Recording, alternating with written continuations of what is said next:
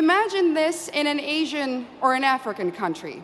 Imagine their leaders rejoicing in the fact that their people will soon no longer be a majority in their own country. Absolutely unthinkable, unimaginable. So what in the world is wrong with our leaders? CPAC Hungary happened a little while ago. Actually, I had some friends there. And we've got some amazing speeches to go over. This is from a woman from the Netherlands, I believe. I'm Tala Traveling Cat, your favorite Zionist prince. White colonizer. Let's take a look at this clip from Eva Vlaardingerbroek. Let's take a look. Hello Hungary, hello Budapest, hello fellow Europeans and American friends. Thank you so much for having me. You're welcome. Allow me to skip formalities for a moment and dive right into a subject that is not so cheerful, but very, very necessary to discuss. Let me walk you through the past 7 days in Europe. This week in Stockholm, 3 elderly women in their 70s were stabbed in broad daylight on the streets. In London, 4 people were stabbed in a time span of just 42 hours. In Paris, hundreds of African migrants took to the street to riot. And in Brigalow, also in France, yet another church was burned down to the ground. And that, ladies and gentlemen, is just a few incidents in just a couple of days on our beautiful continent. But we all know that these incidents aren't incidents anymore. If there's one thing that's for sure, is that we know, and our governments also know, that there is a link between mass migration and crime. Mm-hmm. In the Dutch city of Dordrecht, something interesting happened the other day. They announced, and this is a small city in the Netherlands, in my home country, that a new asylum center will be put in that little town. And what did the municipality do? They said, we are going to offer citizens who live in the vicinity of this center 1,000 euros to take extra safety measures. Our new reality in Europe consists of frequent rapes, stabbings, killings, murders, shootings, even beheadings. But let me be clear about one thing. This did not used to happen before. This is a newly imported problem. Samuel P. Huntington predicted this over 25 years ago when he wrote, and I quote, "In the new world of mass migration, the most pervasive, important, and dangerous conflicts will not be between the social classes. They will not be between the rich and the poor. They will be between peoples belonging to different cultural entities. Tribal wars and ethnic conflicts will occur within civilizations." Well, boy, was he right. Mm-hmm. And the worst part is, we as a society seem to have become indifferent to it. When another white boy or a white girl dies at the hand of an immigrant, we might shake our head, we might let out a sigh, we might even get angry for a minute or two, and then we go on with our lives. We offer the family thoughts and prayers, but nothing ever changes.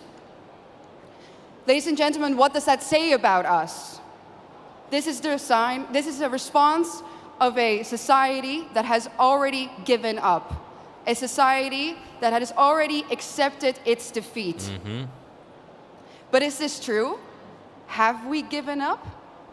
Do we really accept the new reality that our globalist leaders have in mind for us?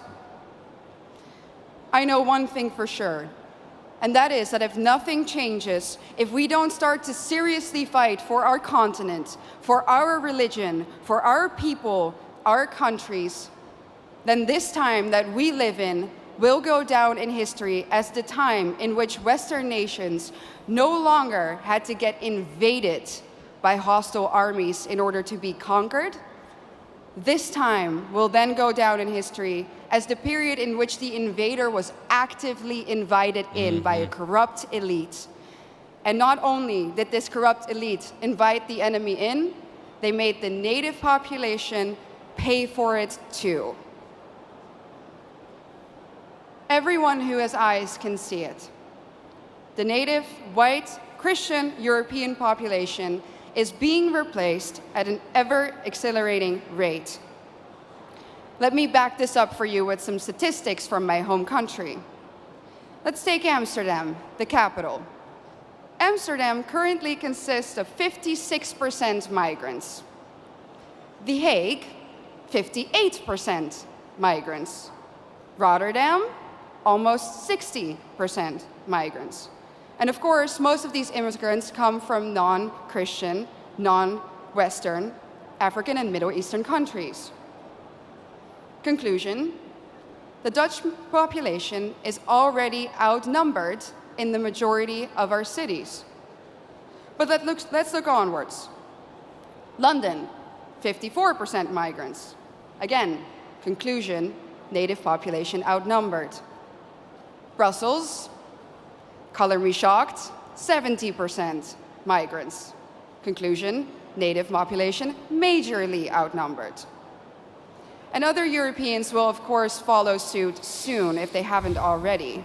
So sad. So I'm going to draw the forbidden conclusion here. The Great Replacement theory is no longer a theory. It's reality. And what's interesting about replacement is that the establishment will either deny its existence, or when they admit to it, they say that it's a good thing that the native European population is soon no longer a majority on its own continent. Dutch national disgrace and dubbed climate pope Frans Timmermans already stated in 2015 that diversity is humanity's destiny and that Europe will be diverse. And of course, by now, I think we all know what they mean with the word diversity. It means less white people, less of you. Imagine this in an Asian or an African country. Imagine their leaders rejoicing in the fact that their people will soon no longer be a majority in their own country. Absolutely unthinkable, unimaginable. So what in the world is wrong with our leaders? The underlying sentiment of what they say is always the same. Our establishment claims that white people are evil and that our history is somehow fundamentally different from that of others. Consciously or unconsciously, they have sucked up the lies and the anti-white dogmas of the neo-Marxist critical race theory. That's why the totalitarians in Brussels are trying to force you, the Hungarian people, a sovereign nation, to accept immigrants despite the fact that the population has said no, and so has the government. But make no mistake, the majority of the Dutch people haven't asked for this either. Just like Brussels is forcing Hungary to accept these hordes of immigrants, they are doing the same now, even in the smallest of towns in the Netherlands. No part may remain Dutch in the traditional sense of the word. No part of Europe may remain European. And it's not difficult to understand why. If the old Europe still exists in certain places, then people will be able to compare the new Europe to the old, and newsflash, they will prefer the old. That's why the Eurocrats hate Hungary so much. And their message is clear. Our way of life, our Christian religion, our nations, they have to go, without exception. Their vision of the future is the neoliberal, unrecognizable Europe, where every city becomes kind of like Brussels. Ugly, dirty, unsafe, zero social cohesion, where the buildings are constantly under construction and they never ever seem to finish, and even when they do, the end result is uglier somehow than what they started with. And what are we left with? A permanent state of isolation, confusion, and disorientation. Ladies and gentlemen, welcome to the New World Order.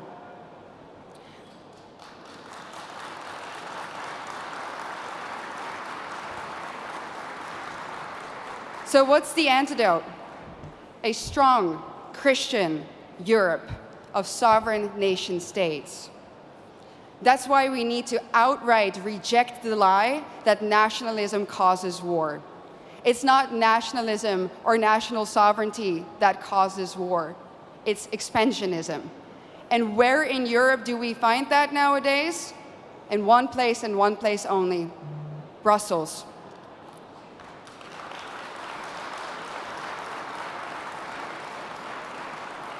Isn't it funny how the same people who erode our national sovereignty and love to do it, give it all up to the Eurocrats there, that those people are now telling us that we need to spend billions and billions of euros on the national sovereignty of Ukraine?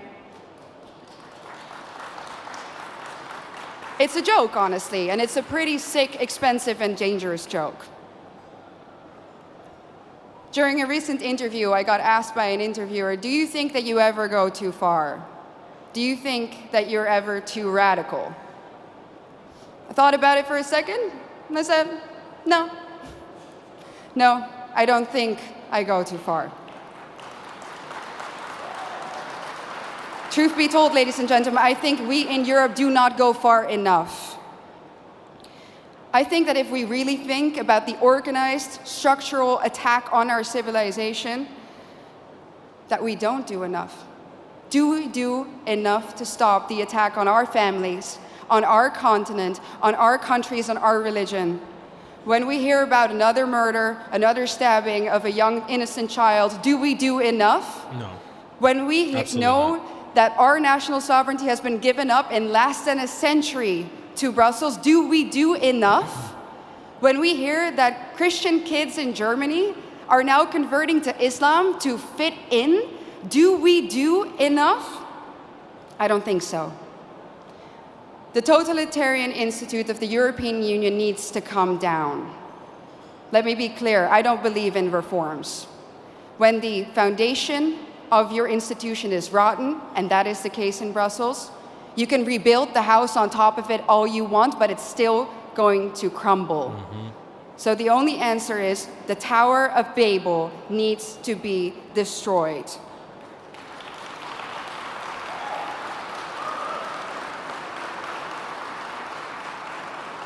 Ladies and gentlemen, we are the daughters and sons of the greatest nations on earth.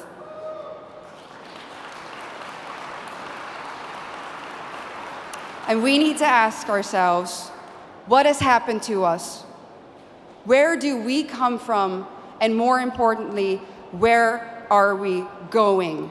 Our elites have declared a war on us, and now it is time for us to put on the full armor of God, fight back, and win. Thank you so much. I'm a little bit conflicted because it's an amazing speech, but I wanna provide the counter perspective from like the haters of Europe and the haters of the haters of European society and liberalism and Westernism and Christianity. Like the counter alternative is you guys, the Europeans. I'm not saying that this is what I'm saying, but the counter interpretation of this is you Europeans. You raped, you colonized, you stole resources from a large portion of the world. You spread your religion, your way of life to millions upon hundreds of billions of people. Not hundreds of billions, hundreds of millions to billions of people around the world. And a lot of this you did violently. You spread diseases, you ruined societies, and then built on wealth. On the wealth of other nations, you built your riches. And nowadays, when you look at how we got to where we are in 2025, yes, there's a reality that Europeans are richer, they're more educated, they are doing better than everybody else, and a big part of that has to do with their dark history of colonization, of taking and stealing. Like, nobody can deny that. It's true. It's basic truth. The counter perspective that I want to add is we shouldn't demonize the descendants of Europeans today for what their ancestors did before. Like the causality of how Europe became Europe today, there's a lot of darkness behind it. It's not just justice and goodness. A lot of it is very dark. A lot of it is very bad. But Is the alternative to burn it all down and destroy it and replace it with a shitty ideology? Like, the Arab world did, in fact, just as much colonization as the European world.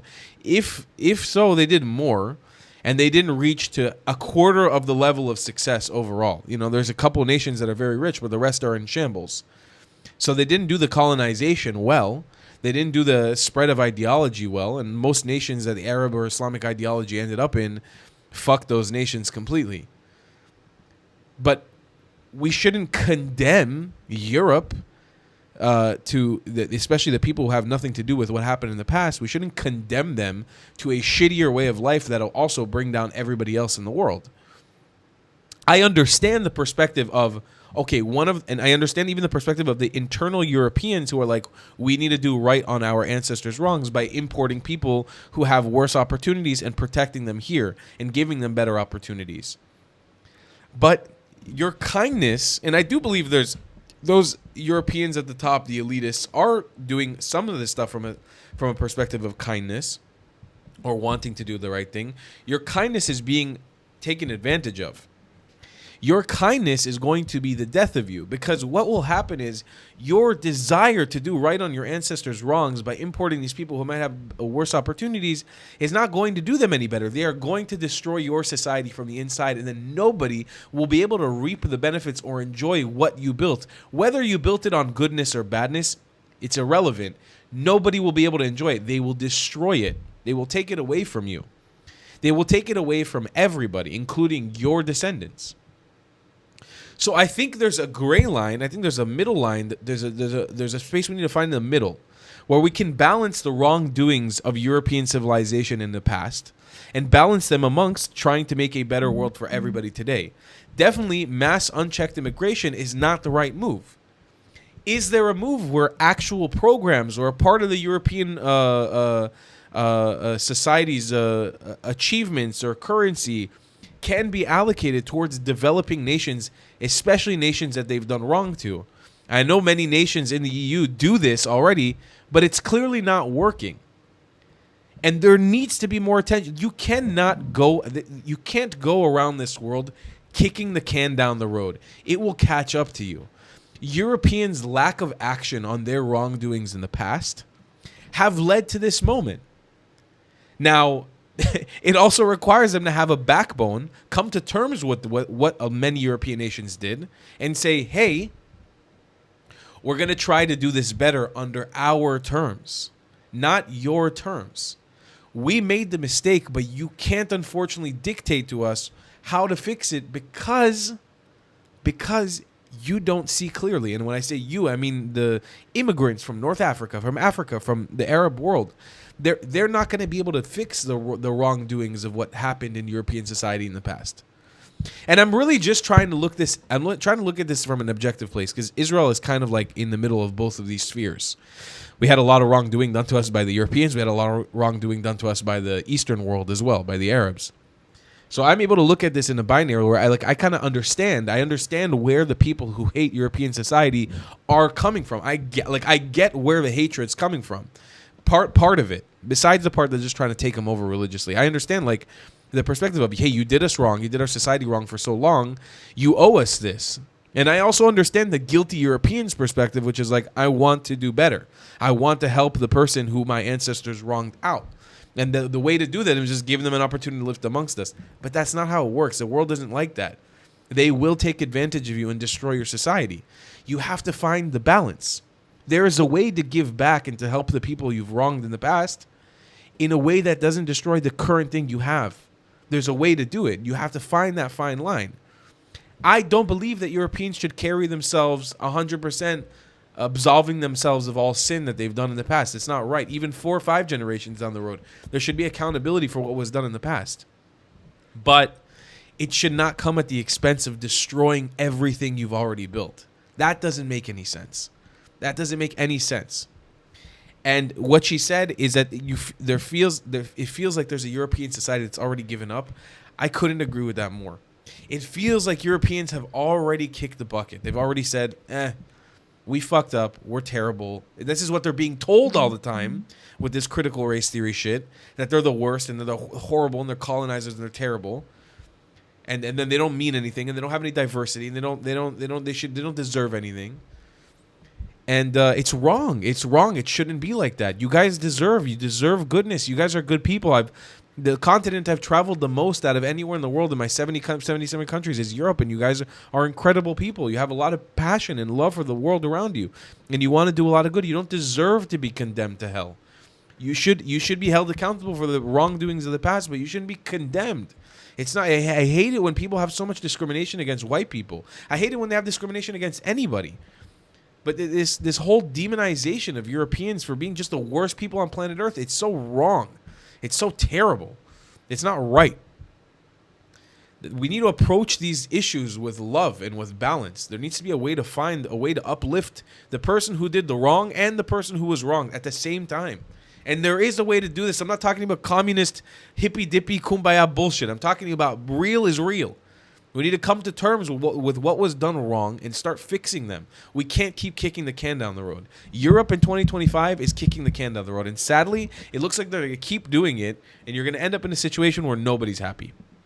I'll see you guys in the next one. That was my little rant. I love you a long time. Goodbye, Klutz. If you believe in my content and want to support me, just know your help is needed. There's a bunch of great ways to support me, being PayPal, Buy Me a Coffee, or joining my Patreon community down below. Patreon is the best way to support my channel, and you'll get a bunch of cool perks depending on what tier you join. Another great way to support me is by buying my merchandise on thetravelingclat.com. I regularly drop new merch designs like this beautiful hat or this amazing shirt, where you can support the channel and get something cool for yourself. I also have an amazing Discord community with people from all over the world. Thank you so much for your support.